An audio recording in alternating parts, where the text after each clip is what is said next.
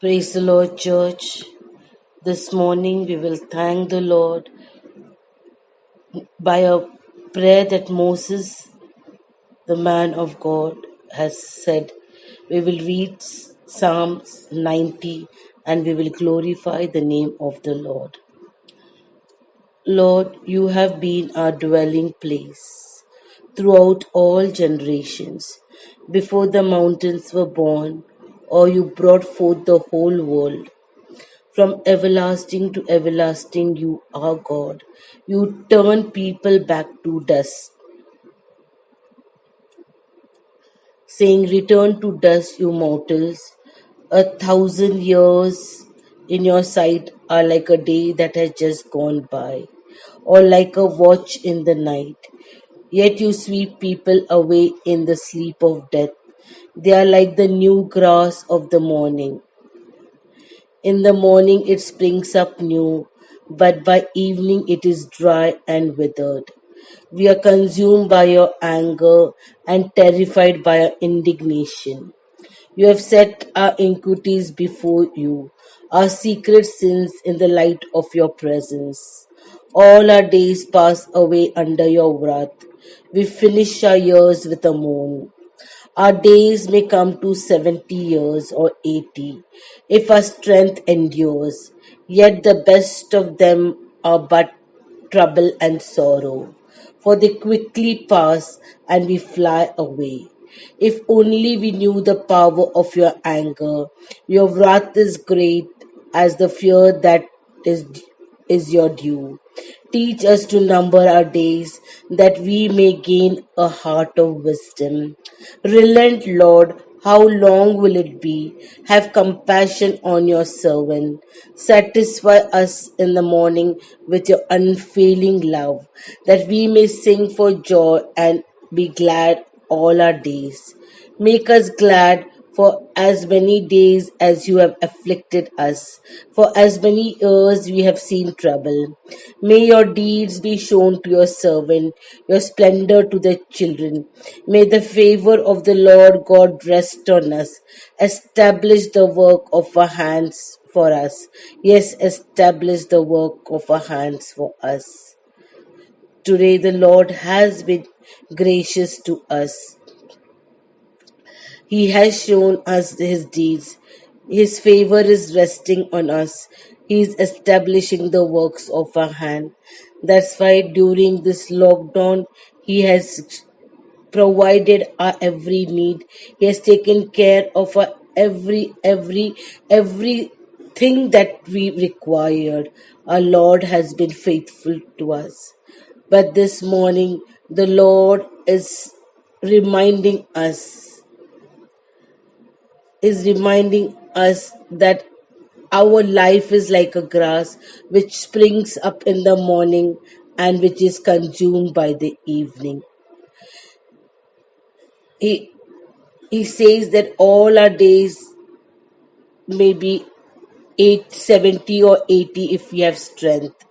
Yet the best of them are of sorrow and trouble, which quickly pass by. Truly we can identify that all from the time we are born till the time we leave this world, there are so many ups and downs in our life. We are surrounded by troubles, we are surrounded by griefs, we are surrounded by loss of a loved one, we are surrounded by the pain of sickness and affliction, we are surrounded by poverty. We see so many things happening under the sun, and truly the Lord is saying that all our days may come to 70 years or 80, if our strength endures, at the best of them are but sorrow and trouble, for they quickly pass and fly away.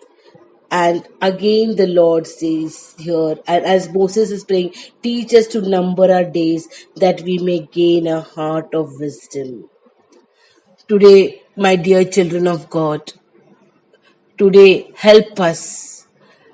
We may pray to the Lord that help us to teach the number of our days. We do not know.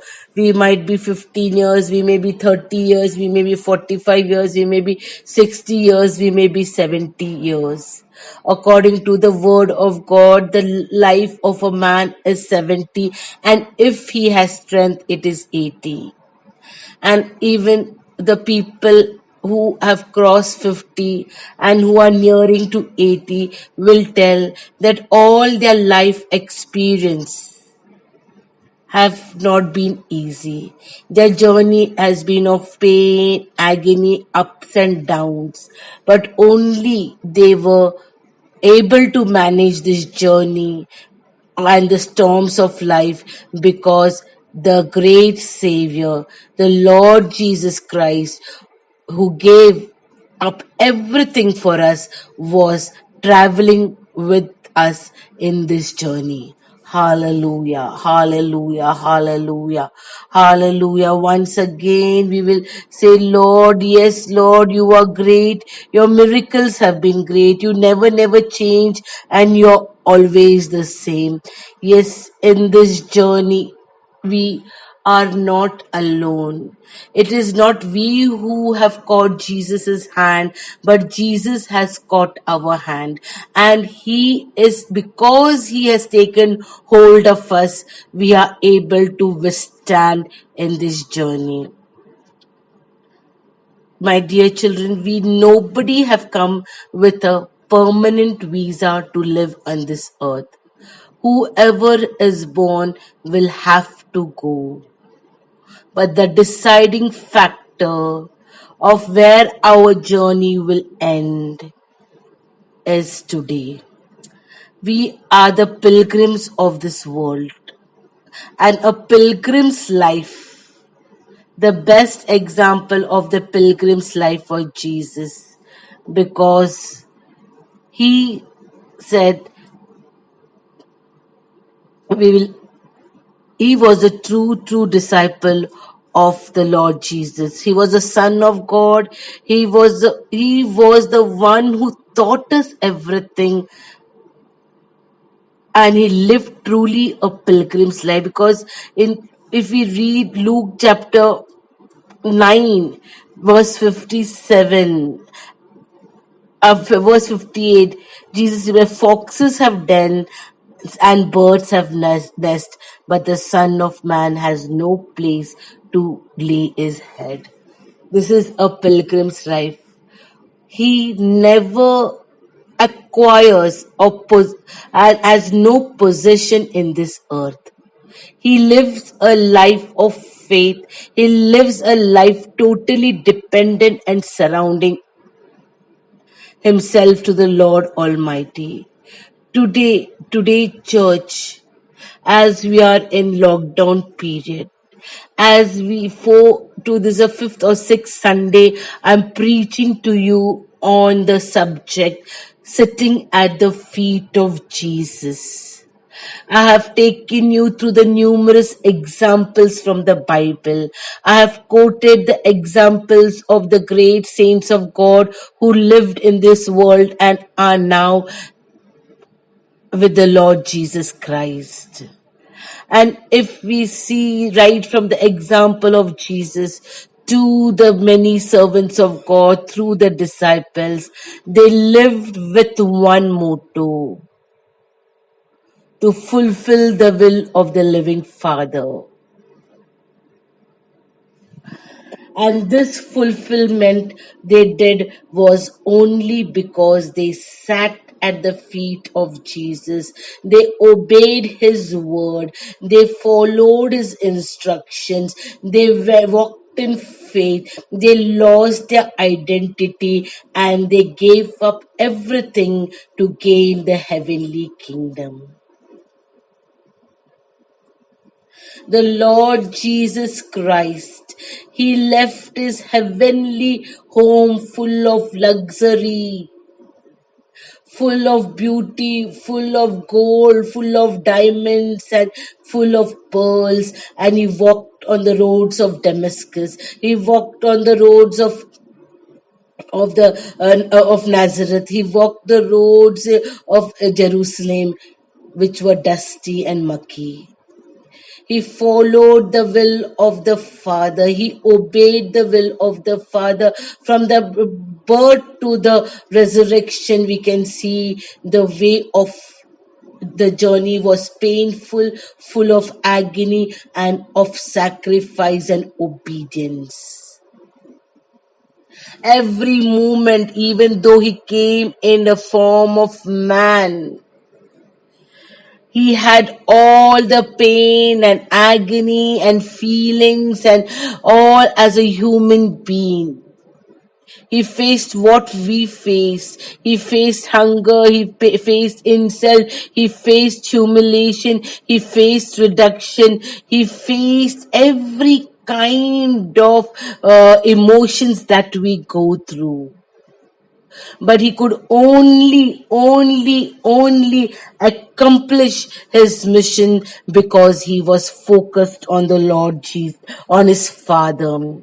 He knew his end destiny. He knew the purpose he came for, and he lived to that purpose. He went through the fiery road. He went through the narrow road. He went through the road of pain and rejection. And in the end, he got his position which his Father had kept us.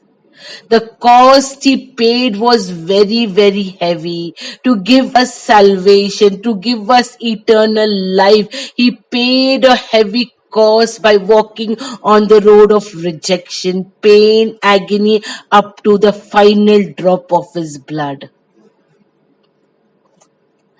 And that same examples we have seen in the last 4 Sundays. We started the life of Jesus. We ended with Paul, who gave up everything, though he was not a disciple when Jesus was alive.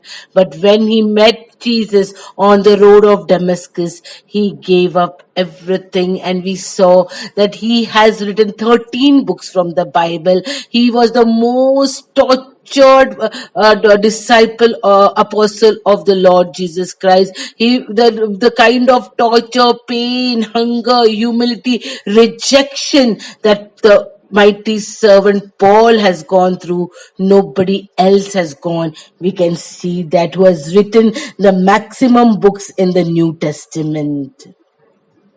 Today, I want to tell, I have told as last Sunday and before that I am not talking to believers, but today I want to just rectify that statement. Once you accept Jesus Christ, once you leave your old ways, once you come out of your tradition and have a born again experience, when you turn away from your old ways, when you know that you're a sinner and you're saved by grace and mercy of the Lord Jesus Christ, you become a true Christian. And the true Christian means a disciple. There is no other option. A Christian has to be a disciple of Jesus Christ. And to become a disciple of Jesus Christ, he has to pay the cost for it.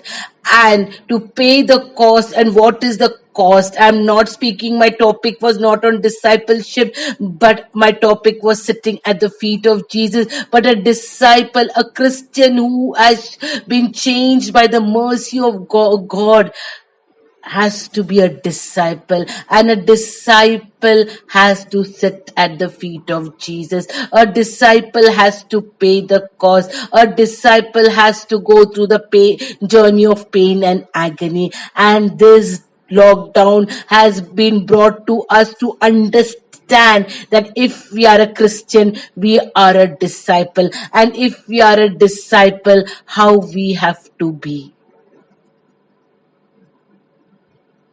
Hallelujah, hallelujah. Let's think for a moment. Again, I want to draw your attention to the last 4 to 5 Sunday messages, that have we sat at the feet of Jesus? Have we read the word of God? Have we prayed? Have we interceded? Have we come out of our backslidden position? Have we returned as a prodigal son? Have we left our shame and dignity as Zacchaeus did? Have we wiped our sat at the feet of Jesus and wiped his feet with our tears? Have we understood the cost that he has paid, the agony he has gone, and the great mercy he has showed us? Are we willing to change our identity? Are we going to set him today as give him the first priority in our life? If we give him the first priority, we will change our identity, and we will walk in his mercy. And then every treasure of this world will be futile for us.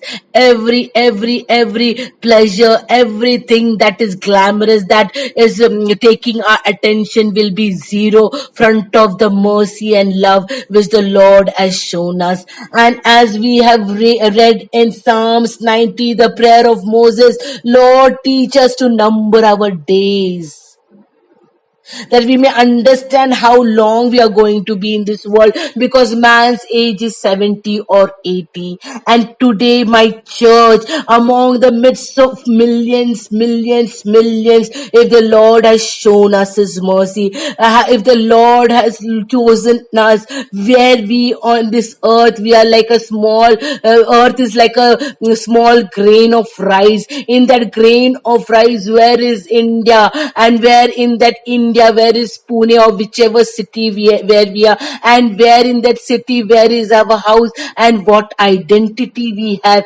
Yet the Lord had mercy. He Lord came in search for us. He attracted us towards him. He came and knocked at the door of our heart. He called us. He gave us new experience. He picked us from the miry clay. He redeemed us. He delivered us from our sickness, our pain, our agony, our evil spirits, and he washed us, cleansed us by the holy blood. He gave us this salvation. And the moment we accepted him, accepted his mercy, we became the child of God. We became a Christian. And the moment we became Christian, we became a disciple. And that day our journey starts.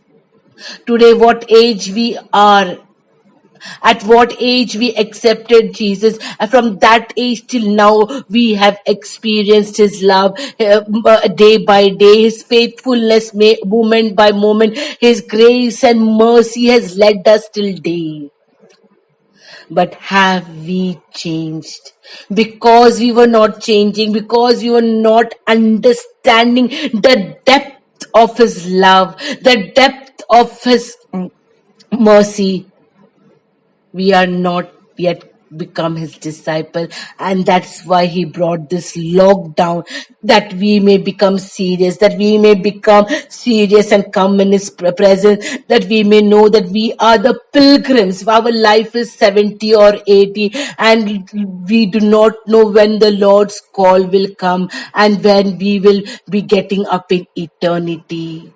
Today, have we sat at his feet and are changing? What can we change the world for which the Lord is calling us? I have said in my messages that the Lord is calling us for a greater mission, as Jesus accomplished his mission and now is sitting at the right hand of the Lord Father. He gave his last drop of blood. They pierced him, they nailed him, they crucified him. Today, church, what is our condition? Are we willing to pay the cost for the salvation that we are got so freely, so easily, without working hard towards it?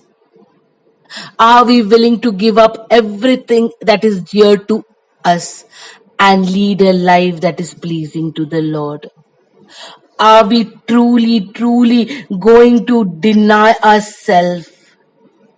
Let's read Luke chapter 9, verses 57 to 62. The cost of following Jesus. I want you all to read Luke chapter fully from first starting verse. But today we'll concentrate on Luke chapter 9, 50, from 57 onwards. As they were walking along the road, a man said to him, I will follow you wherever you go. Jesus replied, Foxes have dens and birds have nests, but the Son of Man has no place to lay his head. He said to another man, Follow me. But he replied, Lord, first let me go and bury my father. Jesus said to him, Let the dead bury their own dead, but you go and proclaim the kingdom of God. Hallelujah. Hallelujah. Jesus said, still another said, I will follow you, Lord, but first let me go back and say goodbye to my family. Jesus replied, No one who puts a hand to the plow and looks back is fit in the kingdom of God. Dear church, please concentrate on these words.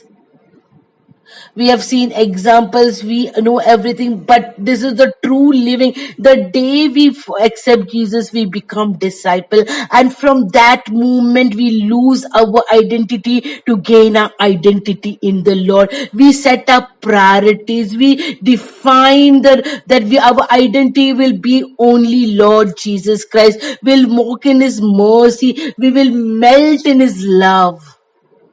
And if we do this, we will think everything of this worldly things as dust and dung.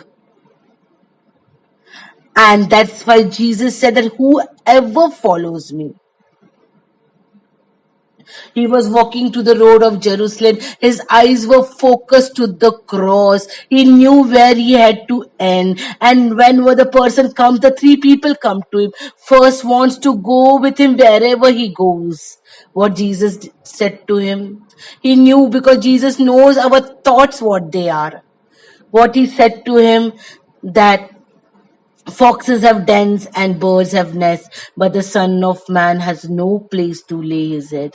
Yes, as a disciple of Christ, we should be willing to travel in jungles and remote and gospel forsaken areas. We have to give up our luxury rooms and apartments and go and stay where the people need us. Are we willing to stay under the open sky? If our love for the Lord is there, if we want to be his disciples and follow him, then we should deny ourselves. We should deny our luxury and we should follow him. Are we able and willing to do that?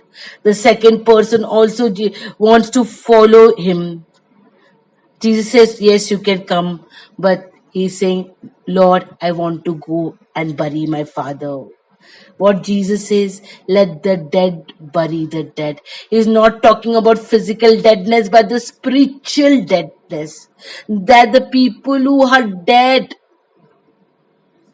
we cannot do anything, but the people who are spiritually dying, we have to go to them. But for the physically dead, that person's chance is over. So if anybody buries that person, it does not matter. But we, as the disciple of Jesus Christ, have to go to the people who are dying spiritually, who are dying and are going to a place where there is no hope. There is only fire and gnashing of teeth. And the third one also wants to follow Jesus. And Jesus is saying, you'll follow me. He's saying, yes, I want to follow you. But he's saying, let me go and say goodbye to my family. And Jesus wants only committed people. Jesus wants the people that who have forsaken everything, which is very difficult today. Also in my house, there is a fight between as pastor has dedicated his life to the work of the gospel, though his heart is working 20%, he wants to die for the people. He wants to sacrifice for the people. He wants to complete his mission. He wants to do the will of the Father. He wants to do his ministry, and we are, as his wife, want to say, please take rest. Do not do this. And there's a quarrel. The pastor has understood his call. The pastor has understood his ministry. He's understood what he wants to do, and he wants to. The Lord's word is that no one who puts a hand to the plow and looks back is fit for the service and the kingdom of God. Yes, as pastor who has put the hand to the plow and wants to do the will of the Lord Jesus Christ, wants to finish his race in him, wants to be committed to the call to the last breath. He does not want to turn back. He does not want to leave the plow. The Lord Jesus is looking like for these servants who are willing to give up their life for the lost and the needy. And the Lord is saying that if we put a hand to the plow and we go and look for a family, if we want to bury our dead, if we want to stay in the comfort home, then we are not paying the cost of a disciple. We are not living as the life which Jesus led. And my dear children, this all will come. This all will come when we sit at the feet of Jesus, and we understand the value of the cross, when we understand the value of the sacrifice of Jesus, when we understand what a high price Jesus has paid for us. You look at any disciple of any religion, they go behind their master, they wear clothes like them, they eat food like what the guru does, they wear clothes like what the guru does, they live the life in jungles, they live the life on of they live a celibacy life, they live the life of sacrifice. But our Lord, He left everything. He paid the price. He sat at the feet of the Lord. Was the biggest example. Today, my dear children, where are we? Where are we? Where are we? I want to read the way beautifully C.S. Lewis has said. Yes, the way he has explained Luke chapter 9, 20 to 25 and 51 to 62.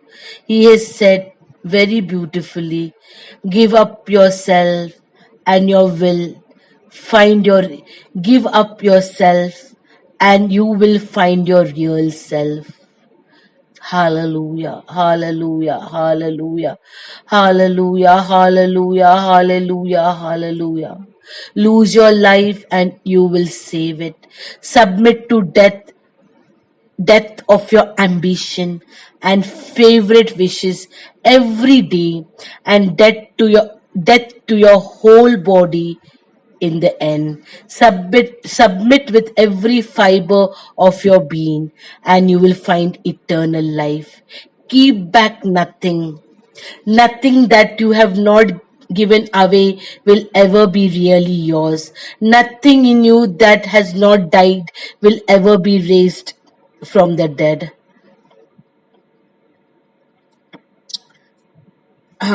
Look for yourself, and you will find in the long run only hatred, loneliness, despair, rage, ruin, and decay. Yes, my dear children of God, if we look only for our life, for our family, for our needs, for our wishes, for our desire, when our years become dim, when our years come to an end, when we reflect back, we'll see our condition has been truly a decayed condition of loneliness, because all our loved ones whom we thought they loved us has left us. We are in desperate desperate condition because of our health. We go in rage because of what people have done. We feel ruined because all is gone, and we decay in our thoughts. But look for Christ and you will find him, and with him everything else will be thrown in. C.S. Lewis has written this beautifully. Look for Christ, look for Christ, follow him, and you will find him. Those who seek him in spirit and truth will find him. To seek him in spirit and truth, we have to sit at his feet, we have to hear his voice, we have to read his word, we have to pray, we have to intercede. And when we find him, every riches of this world, every happiness of this world, every treasure of the world, as the Lord's word says, seek ye first the kingdom of God and its righteousness, and all these things will be added unto you. Today, church, are we willing to live as Jesus, who lived under the open sky? Are we willing to sacrifice our family and go behind the lost who do not know him? Are we going to go to the spiritually dead and bring them the life which Jesus has given? Are we going to go to the depressed, the oppressed, the downtrodden, and without hope? The world is calling us. The field is ready. The harvest is plenty. The laborers are few. There are no disciples who are willing to walk in the will of the Lord. There are no disciples available today who have set the Lord as their first priority.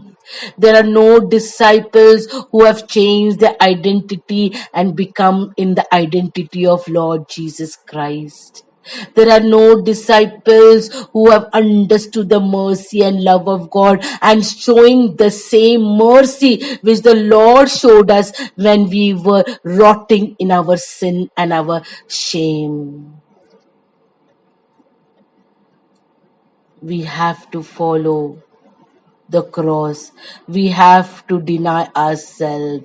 We have to come out of wickedness. We, as Psalms 1 say, blessed is the one who does not walk in the steps with the wicked, or stand in the way that the sinners take, or sit in the company of mockers, but those who delight is in the law of the Lord, and who meditates on his law day and night.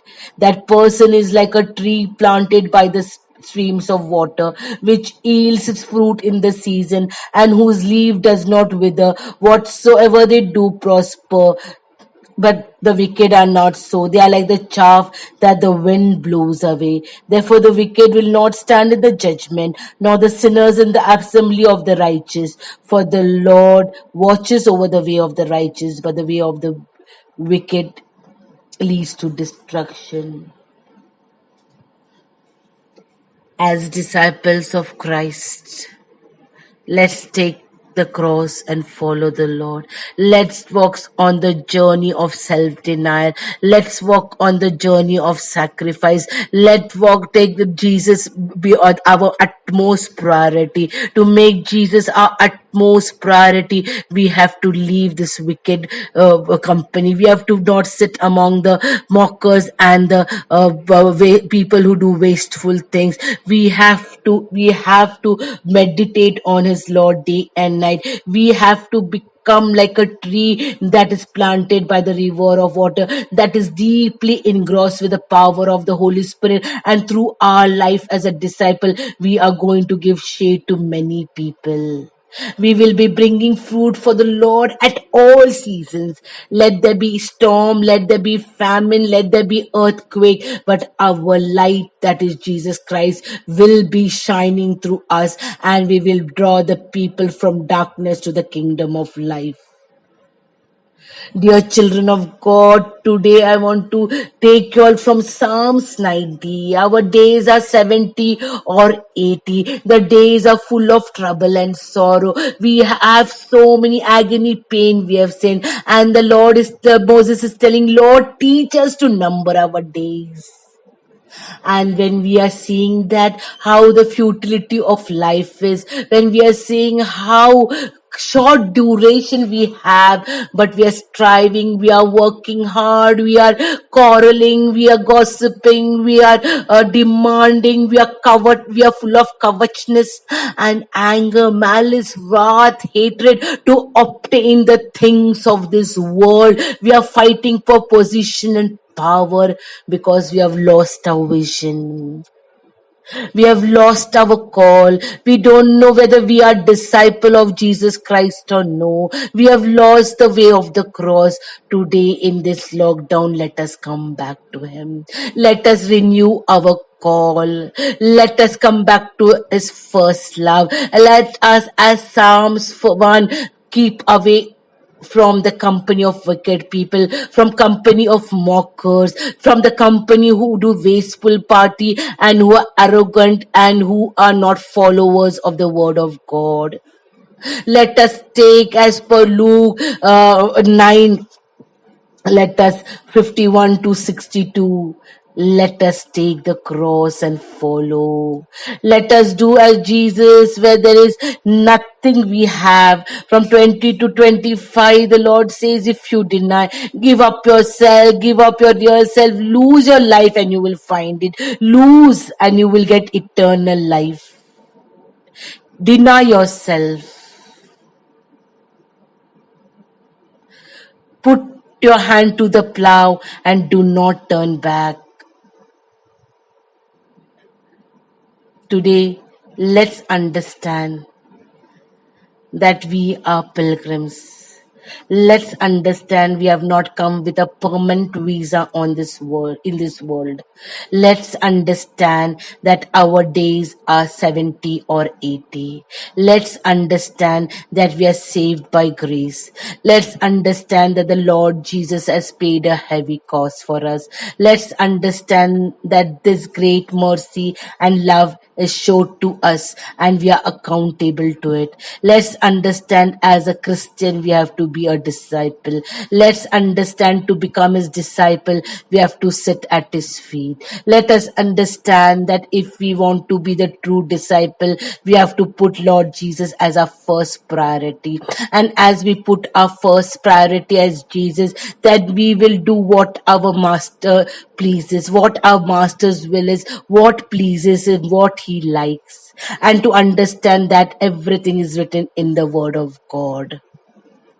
And when we put Jesus as the first priority, we understand his word, then our identity will be changing and will become in the image of the Lord. We'll walk in his mercy, we'll walk in his truth, we'll walk in humbleness. And as our ending will come, we will become more gentle, we'll become more humble, we'll become more giving, we will become more and more walking in his love, and we will be useful weapons in the hands of the Lord to be used for the kingdom of God. Today, my dear children, meditate on all the verses which I've given you on 5 Sundays. Sit at the feet of Jesus and understand their call, renew your call, shake off the dead clothes and become a true worshipper, a true disciple. Yes, the journey of this life is short. We are pilgrims. Nothing we have bought and nothing we will take, but only one thing. When we get up in eternity, the time spent at the feet of Jesus, the tears that we brought to him in intercession, the tears that we shed for the lost, the pain and agony we went to give the gospel, will bring us the crown, eternal crown, which is the unperishable crown. Hallelujah, hallelujah, hallelujah. Please meditate on Luke chapter 9. Please meditate on Psalms 90. Please meditate on Psalms 1. Please meditate on John chapter 14:23. Please meditate on John chapter 12 verse 24. Die like a wheat and lose your identity that you may bring more fruit. Obey the word of the Lord, obey the command of the Lord. Go preach the gospel as per Matthew 28:18 to 20. All these verses in these 5 Sundays I've given you, and we as pilgrims will walk the way of the Lord. Our only desire will be the cross and the kingdom. Our only desire and thirst will be to be with our lover. Our only desire to be will be to see our lover's face. Our only attention will be to the things that are up and of the kingdom.